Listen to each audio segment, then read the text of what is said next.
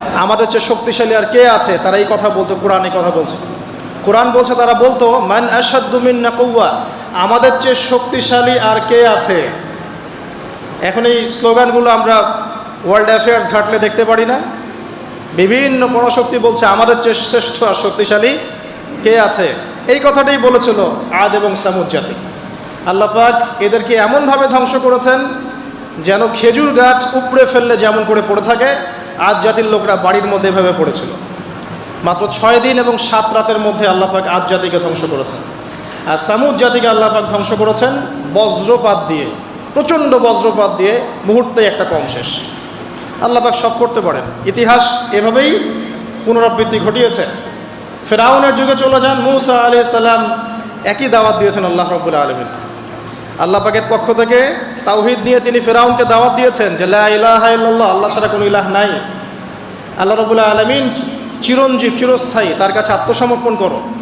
ফেরাউন বলেছিল আনা রব্বুকুমুল আ'লা, আমি তোমাদের মহান রব। নাউযুবিল্লাহ। সে বলেছিল মা উরিকুম ইল্লা মা আরা, আমি যা ভালো মনে করি তাই তো তোমাদেরকে বলি। ওয়া মা আহদিকুম ইল্লা সাবিলার রাশাদ, এবং আমি তোমাদেরকে শুধু সৎপথ দেখাই। ফেরাউন এই কথা বলেছিল। সে বলেছিল যে মা আলিমতু লাকুম মিন ইলাহিন গায়রি, আমি তো জানি না যে আমি ছাড়া তোমাদের কোনো ইলাহ আছে। নাউযুবিল্লাহ। আল্লাহ রাব্বুল আলামিন সবর করেছেন, তাকে সময় দিয়েছেন, একটার পর একটা গজব দিয়েছেন। কখনো উকুন নাজিল করেছেন, কখনো রক্ত নাজিল করেছেন, কখনো প্লেগ, কখনো ব্যাং, কখনো ফড়িং, এরকম করে 9টা আযাব আল্লাহ পাক ফেরাউনকে দিয়েছেন, তার কওমকে দিয়েছেন। সর্বশেষ আল্লাহ রাব্বুল আলামিন লোহিত সাগরে সদল বলে ফেরাউনকে ডুবিয়ে মেরেছেন। ডুবে মরার সময় ফেরাউন বলেছিল যে আমানতু বিরব্বি হারুন ওয়া মূসা, আমি এখন হারুন এবং মূসার রবের প্রতি ঈমান আনলাম। ডুবে মরার সময় ফেরাউন এই কথাটা বলেছিল। তখন আল্লাহ রাব্বুল আলামিন বলেছেন আল আন, এখন, ওয়াকাদ আসাইতা মিন ক্বাবল, এর পূর্বে তুমি বিরুদ্ধাচরণ করেছো। আল ইয়াউমা নুনাজ্জিকা বিবাদানিক, আজকে আমি তোমার বাদান মানে তোমার দেহটাকে সংরক্ষণ করব, প্রিজার্ভ করব। কি জন্য প্রিজার্ভ করবেন? মিউজিয়ামে রেখে দেওয়ার জন্য? মিশরের মিউজিয়ামে রেখে দেওয়ার জন্য? কি কারণে প্রিজার্ভ করব? লিতাকুনা লিমান খালফাকা আয়াহ, তোমার পরবর্তীতে যারা আসবে পৃথিবীতে ওদের সবার জন্য তুমি নিদর্শন হয়ে থাকবে, এই কারণে। তো ফেরাউনের পরে তো হাজার হাজার বছর চলে গেল, এবং এই হাজার বছরে আমরা দেখেছি আরও 1000টা ফেরাউন এসেছে পৃথিবীতে। তাদের সবার জন্য এই ফেরাউনের মমিটা ছিল কি?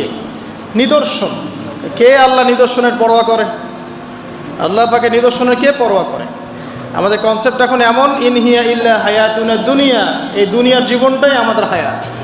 নামুতু ওয়া নাহইয়া, আমরা এখানেই বাঁচি, এখানেই মরি। ওয়া মা নাহনু বিমাবউসিন, আর আমাদেরকে পুনরুত্থিত করা হবে না। কোনো মানুষ যদি পরকালীন কনসেপ্ট লালন করে চলে, সেই মানুষ কি বেনামাজি থাকতে পারে কিনা? সেই মানুষ কি জাকাত না দিয়ে থাকতে পারে কিনা? যে মানুষ পরকালে বিশ্বাস করে যে আল্লাহর সামনে আমাকে দাঁড়াতে হবে একা একাই, আমার ইমাম, আমার পীর, আমার অমুক, আমার তমুক, নেতা নেত্রী কেউ আমার সাথে যাবে না, আমাকে একা আমার আল্লাহর সামনে দাঁড়িয়ে হিসাব দিতে হবে, এই কথা যে চিন্তা করে, সে কি নামাজ না পড়ে থাকতে পারে কিনা? সে কি জাকাত না দিয়ে থাকতে পারে কিনা? সে কি দুর্নীতি করতে পারে কিনা? মানুষকে ঠকাতে পারে কিনা? সে কি সুদ খেতে পারে বা ঘুষ খেতে পারে? সে কি জেনা করতে পারে? সে কি কাপড় খুলে দিয়ে উন্মুক্ত হয়ে ঘুরতে পারে কিনা? এখন তো উন্মুক্ত হওয়ার সংস্কৃতি চলছে নাকি?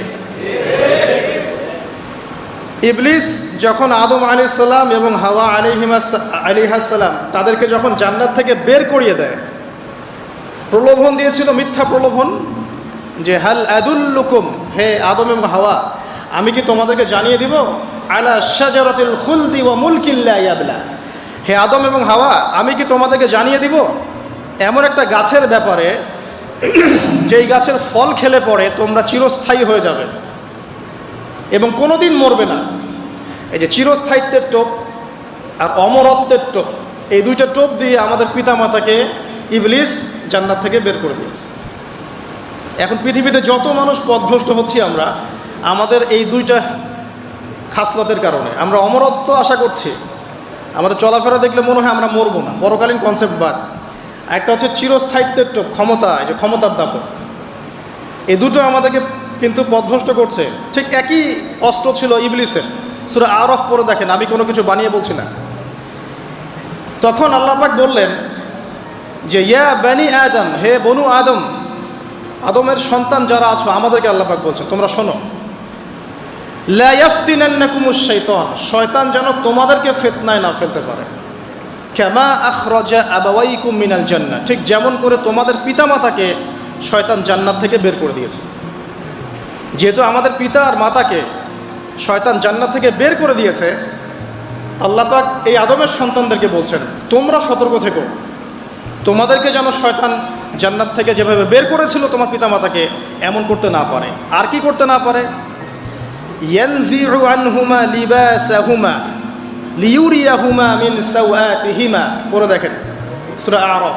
আল্লাহ বলছেন মনে রেখো আদমের সন্তানরা, ইবলিস কিন্তু শুধু তোমার পিতামাতাকে জান্নাত থেকে বের করেই দেয় নাই, বরং গাছের কাছে নিয়ে গিয়েছিল, ফল খাওয়ার সাথে সাথেই তাদের গায়ের পোশাক খুলে পড়ে গিয়েছে। তাহলে আমাদের পিতামাতাকে জান্নাতে নগ্ন করে দিয়েছিল কে?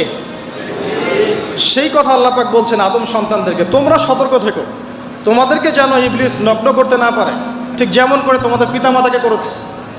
তাহলে এখন যে পুরো বিশ্ব জুড়ে নগ্নতার যে সংস্কৃতি চলছে তাই এরা কার এজেন্ডা বাস্তবায়ন করছে বুঝতে পারছেন?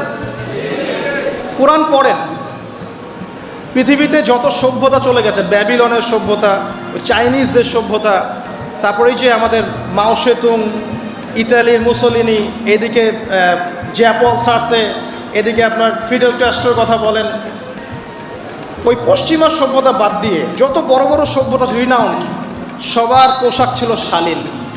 আমি চ্যালেঞ্জ করলাম, খুঁজে দেখেন চাইনিজদের পোশাক দেখেন, আগেকার পোশাক, 1000 বছর আগের পোশাক, শালীন পোশাক। তারা কিন্তু মুসলিম ছিলেন না।